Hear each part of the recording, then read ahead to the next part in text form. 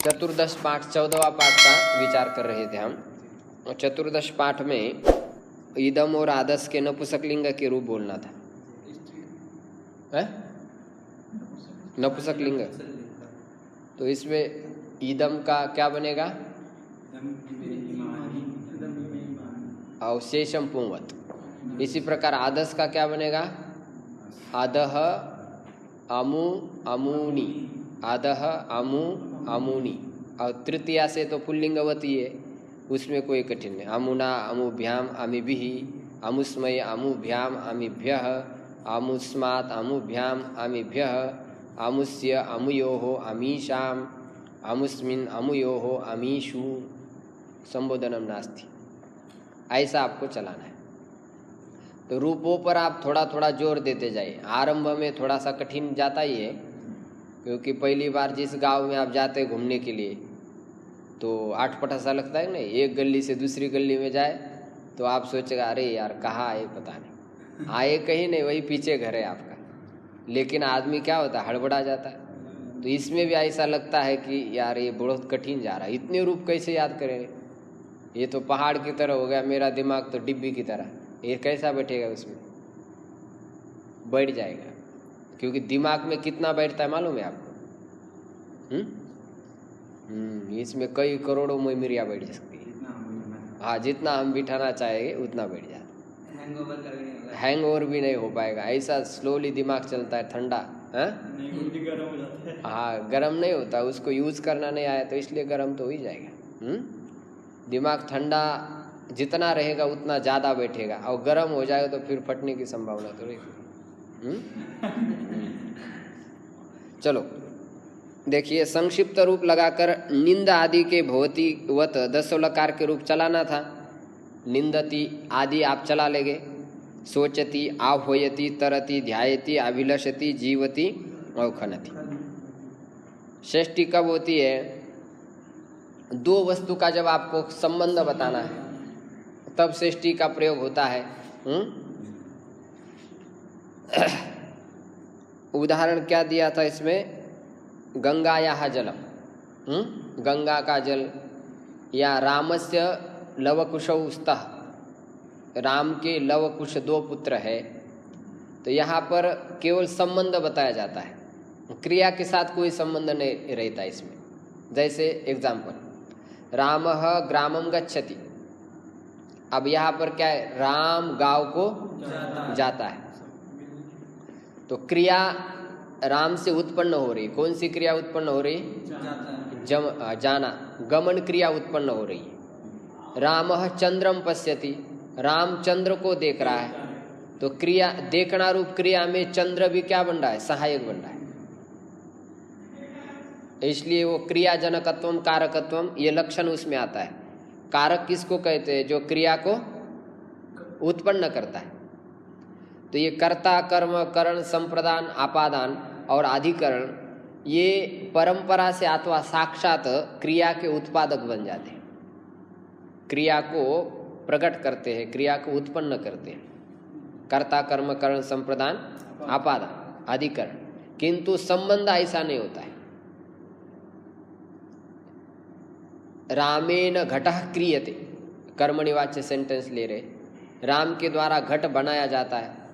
तो यहाँ पर भी बनाना रूप क्रिया में राम क्या बन रहा है? सहायक बन रहा है। इसलिए रामेण तृतीया है, कर्ता में तृतीया। ब्राह्मणाय वस्त्रम ददाति, यहाँ पर भी संप्रदान कारक देना रूप क्रिया में क्या बन रहा है? सहायक। वृक्षात पर्णानि पतन्ति, वृक्ष से पत्ते गिरते हैं। तो यहाँ गिरना रूप क्रिया में वृक्ष भी कारण बन रहा है। तो क्रिया में जो सहायक होता है उसको हम कारक कहते हैं। इसी प्रकार मंदिरे भक्ताः तिष्ठन्ति, तो मंदिर अधिकरण बन रहा है। तो अधिकरण कारक रहना रूप क्रिया का कारण बन रहा है। तो ये जो षट कारकाणि आहुः, संस्कृत में कहते हैं कि 6 क्या है? कारक है। और संबंध को कारक नहीं कहते। क्यों नहीं कहते? क्योंकि वो क्रिया का जनक नहीं होता है। मातुः पुत्रः अस्ति, माता का यह पुत्र है, अब यहाँ पर होना रूप क्रिया आपको लग रही है, लेकिन वस्तुतः वो उस क्रिया को उत्पन्न नहीं किया जा रहा है। मातुः पुत्रः, माता का पुत्र, बस इतना बोला जा रहा है। क्रिया उसमें उत्पन्न, आस्ति भवति और ये क्रिया सामान्य होती है। इनका प्रयोग तो कहीं पर भी होता है, जोड़ दिया जाता है। प्रज्ञानम ब्रह्म जब कहेंगे तो प्रज्ञानम ब्रह्म अस्मि, वहाँ पर अस्मि क्रिया का अध्यार होता है। तो आस्ति भवति क्रिया आदि ये तीन जो क्रिया है वो सामान्य है, उसका कहीं पर भी अध्यार हो जाता है। यदि कोई नहीं मिली तो इसको जोड़ देते। तो संबंध जो होता है वह क्रिया का जनक नहीं होता है। समझ आ रहा है? जनकस्य इयं पुत्री, यह पिता की यह पुत्री है। एतस्य जनकस्य इयं पुत्री, इस पिता की यह पुत्री है, बेटी है।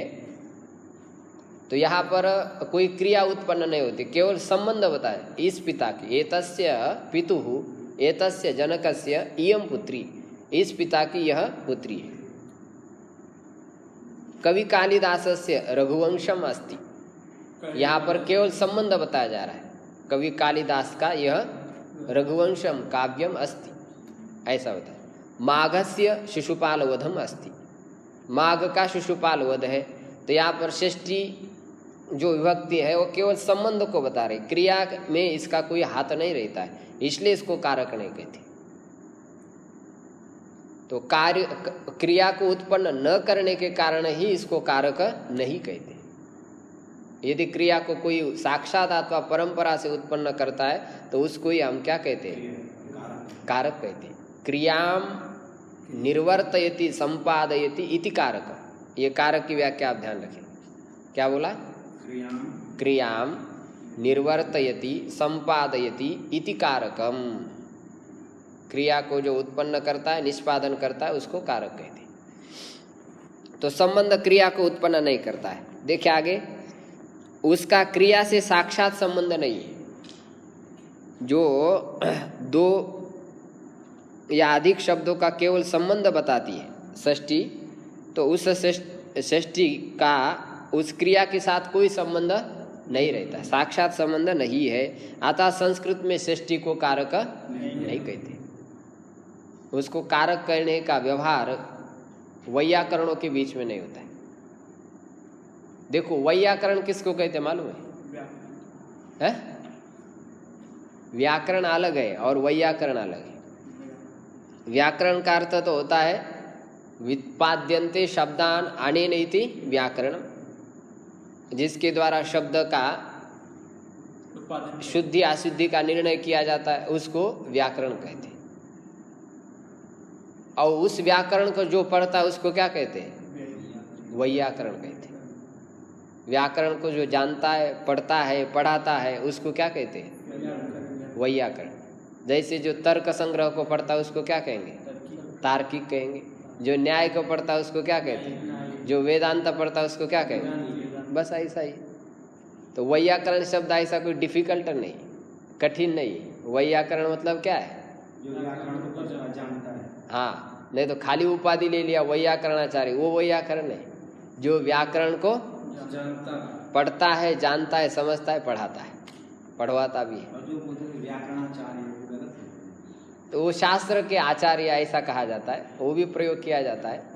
लेकिन उस शास्त्र के मार्तंड व्यक्ति को उस शब्द से कहा जाता है वैयाकरण, माने उसके बारे में जो खूबी से जानकारी रख लेता है, गहराई से जानकारी रख लेता है, तो उसको कहा जाएगा वैयाकरण।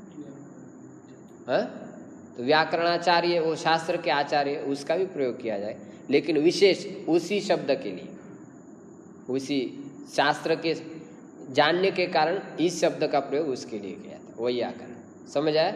व्याकरणम विदन्ति जानन्ति इति वैयाकरणा। जो व्याकरण को जानते हैं, समझते हैं, पढ़ते हैं, उसको क्या कहते हैं? वैयाकरण। आप समझ आए? दोनों का भेद ध्यान रखेंगे, व्याकरण और वैयाकरण। चलो आगे। अब नियम देखें। षष्ठी, संबंध का बोध कराने के लिए षष्ठी विभक्ति होती है। संबंध माने क्या होता है? कई प्रकार के संबंध होते हैं। जैसे एग्जाम्पल समझ, जन्य जनक भाव संबंध, अवयव अवयवी भाव संबंध, जैसे जन्य जनक भाव संबंध किसका होता है? पिता और पुत्र का। जन्य जनक भाव संबंध, पिता को कहा जाएगा जनक और पुत्र को क्या कहा जाएगा? मतलब जिससे उत्पन्न हुआ जन्य। उससे उत्पन्न हो गया ना, जो उत्पन्न हो गया उसको जन्य कहेंगे। इसी प्रकार अवयव अवयवी, आपका शरीर है ये अवयवी है और नाक क्या है? अवयव हो गया। समझ आ रहा है? ये अवयवी अवयवी भाव, शरीरस्य नासिका, तो इसमें सृष्टि अवयव अवयवी भाव में हो गई। अंगांगी भी भाव कहे वो संबंध है। समझ आ रहा है? इसी प्रकार अनुयोगी प्रतियोगी संबंध भी होता है, ये थोड़े कठिन संबंध है। जन्य जनक भाव, अवयवी अवयवी भाव संबंध, ये समझ आए संबंध। तो ऐसे संबंध लगभग संबंध कितने हैं?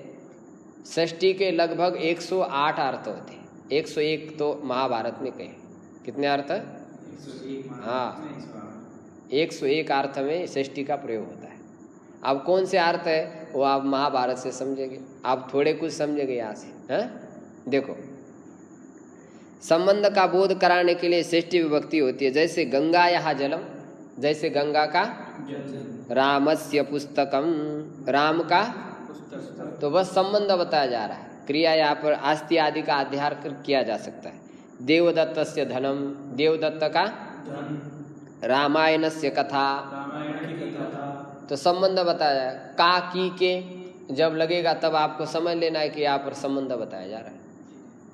समझ आ रहा है? ऋषिकेशस्य इयम गंगा, हाँ ऋषिकेश की ये गंगा, तो उसके साथ संबंध बताया।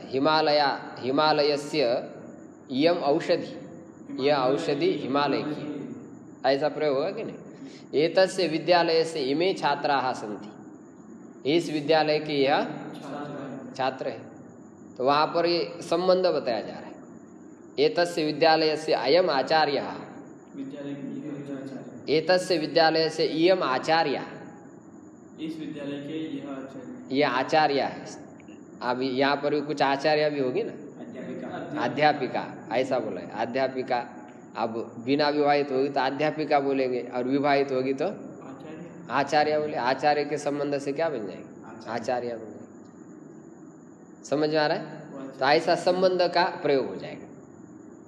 अर्थात तुराणाम न गुरु न बंधु, यहाँ पर देखो षष्ठी है, षष्ठी विभक्ति का प्रयोग है। अर्थातुर मनुष्य, जो धनातुर होता है उसके लिए ना गुरु होता है ना बंधु होता है। चाहे जहाज पर भी हो उसको क्या चाहिए? धन चाहिए। कामातुराणाम न भयम न लज्जा, और कामातुर मनुष्य माने जो स्त्री में अत्यंत आसक्त है, उसके लिए कोई भय और लज्जा रहती है क्या? कोई नहीं। जहाँ भी मिलेगा अरे भाई बैठो तुम, अरे लोग देख रहे क्या दिक्कत हो रही? विद्यातुराणाम न सुखम न निद्रा, विद्यातुर मनुष्य, विद्या में जो आतुर है उसके लिए सुख और निद्रा नहीं रहती है, ऐसा बताए। वो निरंतर जो है सुख निद्रा नहीं रहती, मतलब वो अभ्यास को ही सुख मानता है, अभ्यास को ही निद्रा मानता है, कम हो जाता है उसका। शुद्धातुराणाम न रुचिर न वेला, और शुद्धातुर मनुष्य को ना रुचि रहती है ना वेला रहती है। हाँ, जब भूख लग जाती तभी उसी समय क्या है वो खा लेता है। ऐसा नहीं आप 12 बजेंगे तभी खाएंगे, तब तक तो मर जाएगा। जब भूख लग जाती है तो शुद्धातुर मनुष्य चाहे लकड़ियाँ कच्ची कच्ची दे दो तो भी वो क्या होगा? खा लेता है। भूख लग जाती है ना, तो इसलिए कहते शुद्धातुराणाम न रुचिर न वेला, उसके लिए टाइम उसका वही रहता है। जब उसकी भूख लगी वही उसी समय भोजन कर। हाँ, रुचि माने अच्छा कैसा पका हुआ है नहीं पका हुआ, वो जैसा तैसा थोड़ा थोड़ा अलग अलग करके खा लेता है। भूख लगी तो क्या करेगा? तो इसी श्लोक में षष्ठी का प्रयोग किया, आप इसको याद करेंगे। संस्कृत पद्य में दिया हुआ है, 35 पृष्ठ पर है। सुंदर श्लोक है, याद कर लीजिए। अब आगे चलिए, संबंध में और कब कब षष्ठी होती है बता रहे। हेतु शब्द के साथ षष्ठी होती है। अन्न से हेतु वसति, अन्न के निमित्त अवस्था है, माने हेतु शब्द का प्रयोग होगा तो वहाँ पर कौन सी विभक्ति होगी? अध्ययन से हेतु हो वसति, अध्ययन के कारण रहता है, ऐसा प्रयोग हो जाए। माने हेतु शब्द आने पर भी षष्ठी हो जाती है। सामान्य संबंध बोधन किया जा रहा है, अवयव अवयवी जन्य जनक, तो वहाँ भी षष्ठी विभक्ति हो जाती है। चलो आगे। 61 में निमित्त अर्थ वाले शब्द में निमित्त कारण हेतु प्रयोजन के साथ प्रायः सभी विभक्तियाँ होती है। जैसे किम निमित्तम, केन निमित्तेन, कस्मै निमित्ताय, कस्य हेतोः, कस्मात् कारणात् और केन प्रयोजनम, इनमें सारी विभक्तियाँ होती है। वार्तिक ही है निमित्त पर्याय प्रयोगे सर्वासाम प्राय दर्शनम। निमित्त पर्याय वाले जितने शब्द हैं उन शब्द के योग में प्रायः सभी विभक्तियाँ हो जाती। प्राय दर्शनम माने अधिकतर। तो इसलिए सभी विभक्ति का प्रयोग दिखा रहे ना। किम निमित्तम में कौन सी विभक्ति? हाँ, निमित्त मतलब किसी कारण, किसी कारण। किम निमित्तम वसति, आप किस कारण से रहते हो। केन निमित्तेन वसति, किस निमित्त के द्वारा रह रहे। कस्मै निमित्ताय, किस निमित्त के लिए। कस्य हेतु, किस हेतु से। निमित्त हेतु ये पर्यायवाचक शब्द है। कस्मात् कारणात्, किस कारण से। और केन प्रयोजनेन, किस प्रयोजन के द्वारा। हेतु तृतीया में भी था। हाँ, हेतु हेतु कौन सी विभक्ति है?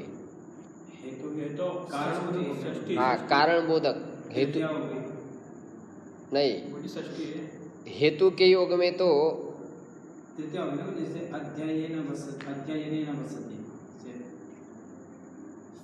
अध्ययन के कारण बस रहा है, तो वो हेतु अलग हो गया ना। हेतु अलग हो गया, हेतु अलग हो गया। वो पीछे बोलती इसमें अभ्यास क्या आया था उसमें? 8 में था, कारक में बोलती कि हेतु कारण बोधक शब्दों में तृतीया हो गई, तृतीया हो जाती है। ठीक, अध्ययनेन वसति। हाँ, वहाँ पर आया था तो वो भी विभक्ति हो जाएगी। और ये भी इसके निमित्त और हेतु शब्द के योग में सभी विभक्तियाँ हो जाएगी। ये वार्तिक ने उसको विशेष बात दी है। वो कौन से पाठ में था? 8वें पाठ में था। उसको ध्यान रखेंगे। तो हेतु बोधक में तृतीया भी हो जाती, हेतुवाचक शब्द में तृतीया भी हो जाती है और अन्य विभक्तियाँ भी हो जाती है इस नियम के आधार पर। तो यहाँ पर एक विभक्ति दिखाई कस्य हेतु, तो यहाँ हेतु के योग में षष्ठी विभक्ति हो चुकी है। सारे विभक्ति का प्रयोग हो जाता है इसी वार्तिक से।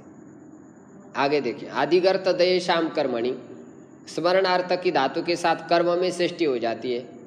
मातुः स्मरति, यहाँ पर आप देख रहे हैं स्मरणार्थ वाली धातु स्मरति, तो जिसका स्मरण किया जा रहा है उसमें वैसी द्वितीय विभक्ति होनी चाहिए। लेकिन यह सूत्र बात दे देता है। तो स्मरण अर्थ वाली धातु के कर्म में कौन सी विभक्ति हो जाती है? षष्ठी विभक्ति। तो माता, मातरम स्मरति ऐसा होना चाहिए था। लेकिन मातृ का षष्ठी अंत क्या बनता है? मातुः, तो षष्ठी हो गया उससे। खेद पूर्वक माता का स्मरण कर रहा है। आप पता नहीं माता जी को कोरोना हो गया होगा, पता नहीं भोजन किया होगा, खेद पूर्वक स्मरण। पीछे बता दो, स्मरण में वो होगी और खेद पूर्ण में षष्ठी पीछे बताया था। हाँ, अच्छा, ऐसा अनुसंधान रखना चाहिए पाठ का। नहीं तो आगे चले तो आगे चले, ऐसा नहीं। पीछे कब कब क्या आया है ये याद आना चाहिए इसको। उसमें दो होगी और खेद वाले में षष्ठी। हाँ, सामान्य स्मरण में द्वितीय षष्ठी विभक्ति होती है और खेद पूर्वक स्मरण में द्वितीय विभक्ति हो जाती। सामान्य में द्वितीय, खेद में षष्ठी। पीछे आया था। अच्छा, खेद पूर्वक माता का स्मरण कर, ठीक है। सामान्य स्मरण में द्वितीय होगी और खेद पूर्वक स्मरण कर रहा हो तो षष्ठी, ठीक है। आगे चले। तो ये कभी कभी आ जाता है, ऐसा हमेशा के लिए आता है ऐसा नहीं, कभी क्वचित कई जगह पर प्रयोग हो जाता है। स्मृति धातु के साथ साधारण स्मरण में द्वितीया होती है। हाँ, स्मृति धातु में, और खेद पूर्वक स्मरण में षष्ठी। सुंदर। आगे चले। अब 63वां नियम, ऊपरी उपरिष्टात् अधः अधस्तात् पुरः पुरस्तात् पश्चात आग्रे दक्षिणतः और उत्तरतः के साथ भी षष्ठी विभक्ति हो जाती। जैसे ग्रामस्य दक्षिणतः, ग्रामस्य उत्तरतः, ऐसा प्रयोग हो जाएगा। वृक्षस्य ऊपरी, वृक्षस्य उपरिष्टात्, उपरिष्टात् ऊपरी दोनों का अर्थ सेम ही है। ग्रामस्य अधः, वृक्षस्य अधः, यहाँ पर भी षष्ठी विभक्ति का हो जाएगा। अधस्तात् का भी वही सेम अर्थ है। वहाँ पर आपके किताब में देखो अगह ऐसा लिखा है, अधः ऐसा पाठ होना चाहिए आपके किताब में। नया संस्करण है ना, उसमें अगह लिखा है, अधः ऐसा होना चाहिए। हाँ हाँ, ब्रह्मलोकस्य अधः षड्लोकाः सन्ति, सम्यक। बहुत सुंदर। ब्रह्मलोक सबसे ऊपर है, ऐसा कल्पना कर लेनी चाहिए। आगे चलो, अभी आप ये इम्पोर्टेंट दे रहे, यतश्च निर्धारणम, बहुतों में से एक को छांटने में, जिसमें से छांटा जाए उसमें षष्ठी या सप्तमी दोनों विभक्तियाँ हो जाती। जैसे यहाँ पर आप सब छात्र हैं, तो इसमें से एक को छांटा जाना है कि इन सभी छात्रों में आदित्य महोदय बहु पटुतमा, माने क्या है, होशियार है। छात्रेषु वा छात्राणाम आदित्य पटुतमः, तो जिनमें छांटा जाएगा उनमें कौन सी विभक्ति हो जाएगी, षष्ठी या सप्तमी, दोनों में से कोई भी हो जाएगी, कोई दिक्कत नहीं। समझ आ रहा है? ऐसे गंगासु या गंगा नाम या नदीषु या नदी नाम गंगा श्रेष्ठा अस्ति। सकल नदियों में हमको एक नदी छाटना है तो उसमें षष्ठी या सप्तमी लगा दे। नृपाणाम अयम नृपः, ये राजाओं का भी राजा है। तो वहाँ भी षष्ठी हो जाए। चक्षुषः चक्षुः, श्रोत्रस्य श्रोत्रम, मनसो मनोयत, वाचो हो वाचम, इसमें सब कौन सी विभक्ति है, षष्ठी विभक्ति है। वाणी का वाणी, तो बहुतों में एक का निर्धारण किया जा रहा है। यहाँ पर आप देखेंगे एग्जाम्पल क्या दे रहे हैं, छात्राणाम छात्रेषु रामः श्रेष्ठः पटुतमः वा। छात्रों में अर्थ वही रहेगा, छात्रों में या छात्रों का नहीं, छात्रों में ही राम क्या है, श्रेष्ठ है। अनेकों में एक का निर्धारण करने का जब प्रसंग आएगा तब उस समय आप षष्ठी का प्रयोग करेंगे। पुस्तकेषु गीता श्रेष्ठा अस्ति, ऐसा प्रयोग होगा कि नहीं। वृक्षेषु आम्र वृक्षः श्रेष्ठः अस्ति। हाँ, आम्र सर्वेषां फलानां राजा अस्ति। आम्रफलम नृपः, आम्रम अतः प्रतिदिनं भोक्तव्यम्, आम्रम विना दिनं न गच्छेत् इति स्मर्तव्यं। चलो तो आगे। हाँ, कुतः आनयति, इदानीन्तन काले सर्वत्र लभ्यते। चलो तो अनंतरं संधि एंग पदांतादति। अब ये संधि समझा रहे हैं। पद देखो, संस्कृत में पद किसको कहते हैं, सुप्तिंग अंतम पदम। सुबंत और तिंगंत को क्या कहते हैं, पद कहते हैं। शुभ और तिंग जिसके अंत में उसको कहते हैं सुबंत अथवा तिंगंत, उसको पद कहते हैं। देखो तिंग कितने होते हैं, 21। शुभ कितने होते हैं, 21, और तिंग कितने होते हैं, 18। आत्मनेपद परस्मैव। तो ये प्रत्यय आपको याद कर लेना है। सुऔजस अमौट शस टाभ्याम गेभ्याम व्यस गस गस गस ओस आम गी ओस सु। और तिंग में तिप्त झी सिप्त स मिबस्म त आताम झ था साताम ध्वम ईड वही मई। बस इतने सिंपल याद कर लेना। और क्या, ये जिसके अंत में होते हैं उसको क्या कहते हैं, पद कहते हैं। देखो लिख रहे पद सुबंत या तिंगंत के अंतिम में ए अथवा ओ के बाद अ हो तो अ को पूर्व रूप हो जाता है, ए या ओ जैसा रूप हो जाता है। इसी संधि के संकेत के लिए ए को ए ओ के बाद अवग्रह चिन्ह लगाते। हरे अव, यहाँ पर आप देखेंगे हरे, ये हरे कौन सी विभक्ति है, संबोधन एक वचन है हरे। तो यहाँ पर आप देखेंगे पद के अंत में क्या होना चाहिए, या तो एकार होना चाहिए या तो क्या होना चाहिए, ओकार होना चाहिए। और बाद में क्या होना चाहिए, आकार होना चाहिए। तब पूर्व में एकार और पर वाले आकार के स्थान पर एक नया आदेश क्या हो जाता है, नहीं एकार हो जाता है। क्या आदेश हो जाता है, एक पूर्व रूप आदेश कहते हैं उसको। दोनों को हटा करके एक नया आदेश बिठा दिया, तो बिठा दीजिए। बिठा देने के बाद ये आकार यहाँ पर था, इसको दिखाने के लिए अवग्रह ऐसा लिखा है बीच में। पहले जमाने में नहीं लिखते थे, अभी जो है कुछ 100-200 साल से ऐसा अवग्रह लिखा जाने लगा, क्योंकि आप संस्कृत कम पढ़ने लगे और कई अनर्थ कर देंगे, इसलिए अवग्रह लिखा है। पहले नहीं लिखा है। समझ आ रहा है? ऐसे विष्णु धन आव, आव का मतलब रक्ष, हे विष्णु त्वम रक्ष, हे विष्णु तुम हमारी क्या करो, इसके लिए। अब यहाँ पर आप देखेंगे पूर्व में ओ है और बाद में क्या है, अ, दोनों के स्थान पर ओ बैठेगा, नया ओ बैठेगा, और ये आकार इसमें ओकार में एक रूप हो गया ना। अब इसमें अवग्रह लिखेंगे, विष्णु अव, ऐसा प्रयोग होगा। बहुत जगह पर इसी प्रकार की संधि आपको मिलेगी। देखो लिखा है हरे अव, हरे अव में पूर्व रूप हो गया विष्णु अव, विष्णु प्लस अव पूर्व रूप हो गया। इसको हाँ बहुत सारे ग्रंथ में आ जाता है, तो पूर्व रूप संधि हो गई।